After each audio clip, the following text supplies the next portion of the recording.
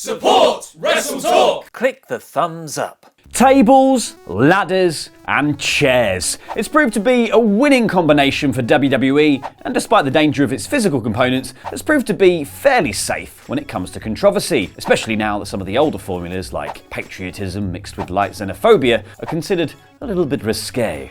By comparison, there's nothing contentious about thwacking someone with a chair, smashing someone through a table, or shoving someone off a ladder, as long as you don't walk underneath the ladder because that's bad luck. So, by all rights, TLC is a pretty popular pay-per-view and has the potential to have some absolutely mad matches on it. So it's a bit of a shame that a recent round of injuries and sickness seems to have basically derailed WWE's master plans for the show, if not for the entire run through to WrestleMania. But that said though, I'm sure they managed to find some glimmers of hope with what they've cobbled together. There's AJ versus Daniel Bryan for starters. That's going to be both the nuts and kick them. Becky, Charlotte and Asuka is going to be straight fire, and some Raw stuff's going to happen, innit? Raw.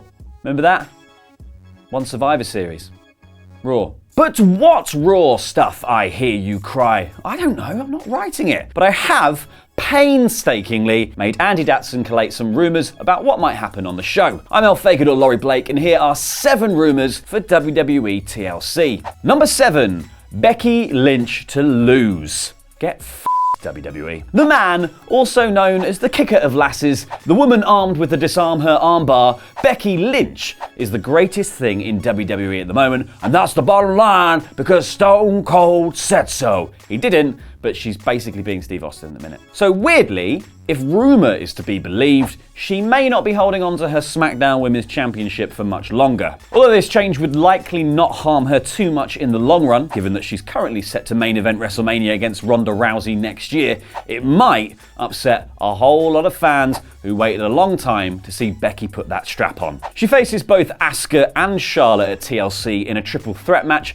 and it's thought she may drop the belt to make it easier for her to challenge Ronda. I mean, she doesn't have to drop the belt, you've just got to work for it, WWE. If you really want it, you got to work that story in. She could be the champion, Ronda could be the champion, they could both have it. But if she did drop the title, not only would it free up the SmackDown title so that it can be defended at Mania, but would also certainly confirm Becky as the favourite to win either the Royal Rumble or the Elimination Chamber match next year. The natural selection for the winner of this triple threat is likely Charlotte Flair because, unlike Asuka, Vince can understand what she's talking about. If this is the case and it does come to pass, we can safely put Becky's title reign in the short but extremely sweet category, and then we can, I don't know, bide our time daydreaming about the Rousey match for the next 5 months. Number 6, Lars Sullivan to debut. Big old Lars and his big red panties have been teased to debut on the main roster for quite a while now.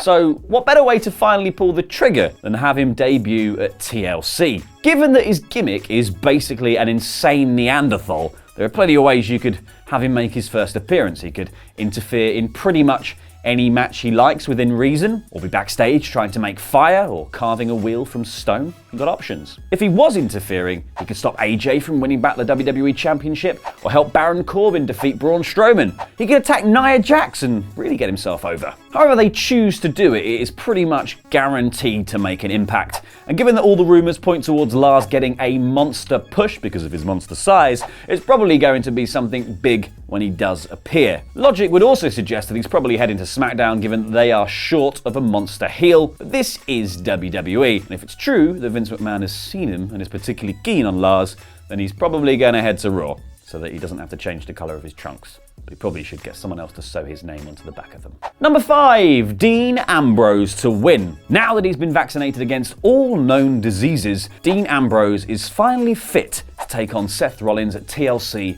for the Intercontinental Championship and also visit Malawi, but that is by the by. Having adopted Shinny Knack's taste for knackers, it's not exactly surprising that many are expecting Dean to win by mashing Seth's man-sack and then continuing his heel run. Betting websites all have Dean as the favourite to take home the belt, and if he does win through nefarious means as predicted, then that would allow the feud to continue, probably for another 3 to 4 years until he needs his next round of vaccinations. This is not to say that Seth has no chance of winning, because bookies only make Dean the slight favourite And given that the Kingslayer has been the one on the end of the dirties of deeds plenty of times in the past few weeks, it wouldn't be all that surprising if he managed to defy the odds and retain. But then again, Dean would probably just come down to the ring with a gas mask on and, I don't know, mustard gas Rollins for the win. Number 4, Asuka to win MMC. Mixed Match Challenge. The challenge, with a mixture of matches and an almost random assortment of people, actually has something riding on it this year beyond dance breaks.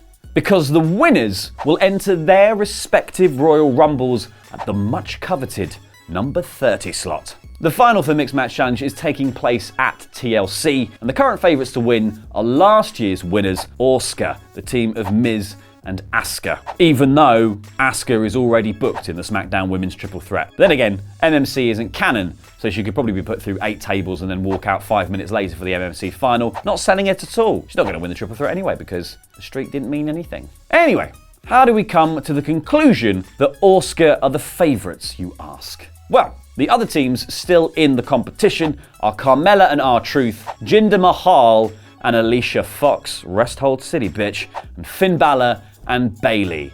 So, yeah, it's a competition. In the loosest sense of the word. 2 years ago, I'd have said that Balor and Bayley have a definite chance of winning, but considering that the best thing I've seen them do recently is play with Lego, I can't really see that happening.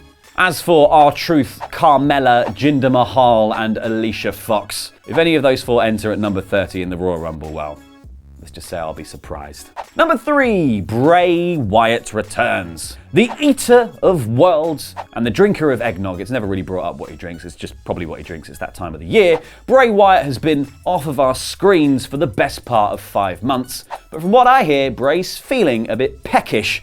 He's looking to munch on some of that lovely terra firma. He has made a couple of recent appearances at house shows, including a win over Baron Corbin at Starrcade. But in terms of long-running, weekly episodic television that is canon, he's been as existent as Andy Datson's girlfriend, who lives in Canada. One rumour is that it will replace Braun Strowman if the monster among elbows is unable to compete due to injury, or that everything will go to black and he'll return to help his former Wyatt family member defeat Corbin. Because he is still very much a Raw superstar, and there have been reports that some kind of character change is likely for when he does eventually make a comeback. Given that he is Bray Wyatt though, it'll probably be something similar to his old gimmick because a complete change wouldn't be all that believable. But maybe this new gimmick will involve, I don't know, not losing all the time and being buried. Maybe. Maybe it'll be Husky Harris. Boy can dream. Number 2, Ronda to win. Nia Jax and Tamina Snuka. They're gonna be snookering you tonight. Face break. Nia Jax is not like most girls, and that's because most girls don't have a Tamina in their corner. Unfortunately for Nia, it doesn't exactly look like the snooker factor is going to make any difference whatsoever. Tamina already tapped the armbar on this week's episode of Raw, so they've not exactly made her look like much of a bodyguard for Jax. Now, Ronda and Jax have already faced off once before at Money in the Bank. A match, as you'll remember, was disrupted by Alexa Bliss cashing in her briefcase to steal away the championship, which was a pretty cool moment to top off a pretty good match. Ronda's selling and Nia's dominating ring presence made for an interesting dynamic, and hopefully that's something they can replicate here as well. With that said, all of the odds are pointing towards Ronda retaining her belt pretty easily, and she's apparently going to hold on to the thing until at least WrestleMania because Becky. So I guess anyone challenging her in the next few months, why even bother? Tell you who might bother though, her new best friend, Ember Moon, because everyone needs a new best friend. Ember may well be in her corner for this match, stopping Tamina from making any kind of major interference, and this could then lead nicely into a Ronda versus Ember feud, because Ronda may be the baddest woman on the planet, she ain't the baddest woman on the moon. Puns. Number 1, Baron Corbin to be named GM. Bazza Corpse has been a surprisingly decent general manager-elect on Raw, apart from all the cheating, and it looks like he may be rewarded for his services by being made the permanent GM of Monday nights. He is set to face Braun Strowman, and if he wins, his role will become permanent. Of course, Braun isn't exactly the man you'd want to face with your job on the line, or with your car in the parking lot, or when you're on the toilet.